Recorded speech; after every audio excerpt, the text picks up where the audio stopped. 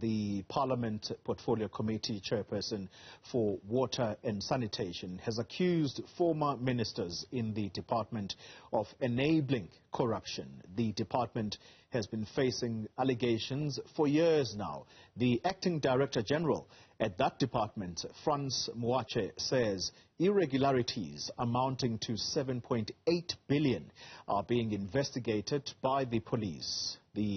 Joining me now is Mr. Robert Mashego, who is the chairperson of the Portfolio Committee on Water and Sanitation. He talks to us via the virtual platform. Mr. Mashego, thank you very much for making time for this important conversation. This department, Water and Sanitation, we understand it wants to write off an amount of 10 billion rand in irregular expenditure.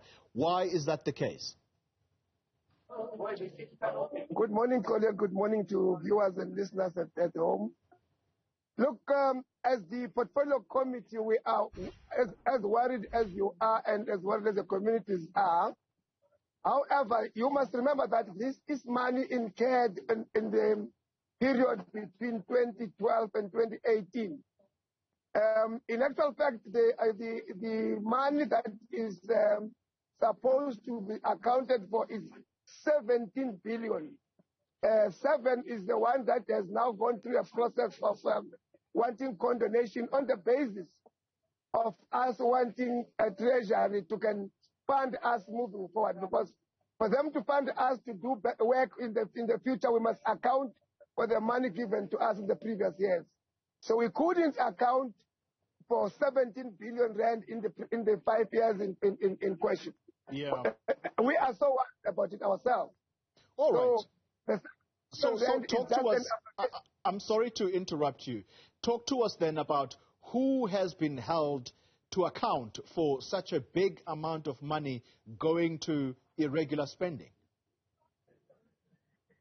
Look, we are of the view that each money given to each and every department, there is a need for people to account. For instance, if you are an official who is supposed to spend 10 billion rand, there is somebody must oversee that to spend it within the time frame, legally and otherwise.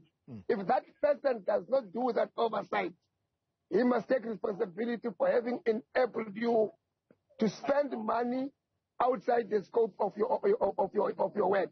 And so, in this case, you will find that the DDGs, the DG, the ministers were supposed to oversight officials who have spent this money irregularly, who have spent them unaccountably.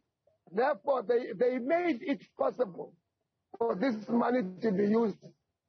We are of the view that they must be held accountable for the wrongs that happened in the 6 years in question. So what you are saying now, as a parliamentary structure, as an oversight committee, is that not a single one of these accounting officers that were there in that department between the period you mentioned, 2012 and 2018, not a single one is either before a court of law or in jail as a result of this irregular spending? In jail, there is no singular one. In the court of law, there is a process that is about to take place. There are those that have been dismissed, others are being charged. So there is a process of holding them accountable. But it is officials, most especially your junior officials, hundreds of them, they are charged and found guilty. Others have been dismissed. Others have contested the dismissal. Others, we are contesting their contestation of that dismissal. So there is a process that is holding them accountable. But it is at a level of management and senior managers, not necessarily at the DG level or at the DG level or at the minister or at the deputy minister level. No. A very interesting comment was made, Mr. Mashego, and this would have been at the time that this department came before your committee. And that is to say, this Department of Water and Sanitation, there was a deliberate act of making sure that the accounting officer is not a permanent employee, but rather an acting DG, so that that person can be pliable to the minister at the helm. Whatever their demands, they will go. Confirm for us if that indeed is the view and who holds that view. No, it is a view that we hold as a committee, because you will remember that since 2012, there was no full-time DG in the Department of Water and Sanitation. When we came in 2019, we demanded that happened. It didn't. It is now that it has been appointed. So obviously you will know somebody who is acting, he can do just as much, but he has got an apological approach on the basis of the purview of the work he's doing being not permanent unto him. Yeah. So the portfolio committee do hold that view, that the fact that we did not have a full-time DG and the DDG would have created a possibility and an allowance of these mishaps that we're talking about. And so this is therefore the comment I'm coming to, Mr. Mashego, and these are comments that have been attributed to you to say that the previous ministers who were at the helm of this department between this period of 2012 to 2018, they must account for, quote-unquote, enabling corruption. And let me count these ministers that have been at that office during this period. You have the late minister, Edna Molewa, who's no longer with us, unfortunately. You then have Minister Nomvula Mokonyane. After her, it was Lindiwe Sisulu. Are you saying that these two who are alive must be held accountable for, quote-unquote, enabling corruption? Not necessarily. I'm not putting names. I'm saying the ministers who were in the process, in the leadership at the moment in time, should be made accountable for having allowed this process to take place. Whoever the name is it, I'm not talking about the names. I'm saying the portfolio head, which is the minister, has a responsibility to prevent and stop this mishap to take place. He or she did not do. Therefore, she must be held accountable. Mr. Mashego, or he must be held accountable.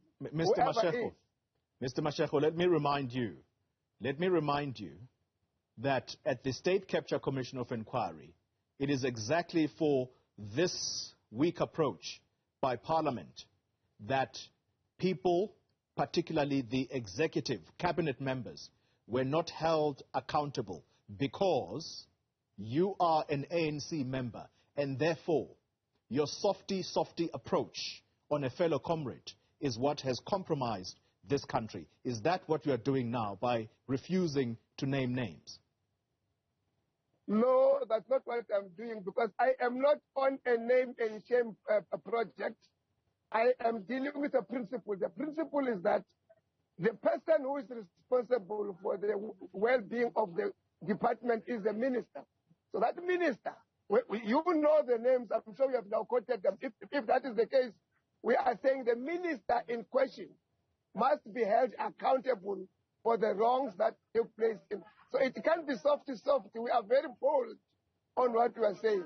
And so if you are bold, who were involved, if you are bold, should be held accountable. If you are bold, Mr. Mashego, if you are bold, fine, you're not going to mention names, but what is it that you are being bold about? Be bold and say, they did 1, 2, 3. What is it that you think they have done? In fact, it's not what you think, because this is information that has been coming to your committee. This is information you sit with. What is it that they did in order to plunge this department into a financial mess that it is in right now? It is that which they did not do, which I'm talking about. They did not oversee and see to it that the money is spent according to the norms, that people are held accountable, responsible for the work they were supposed to have done. They looked the other side when they are supposed to be looking at the problem.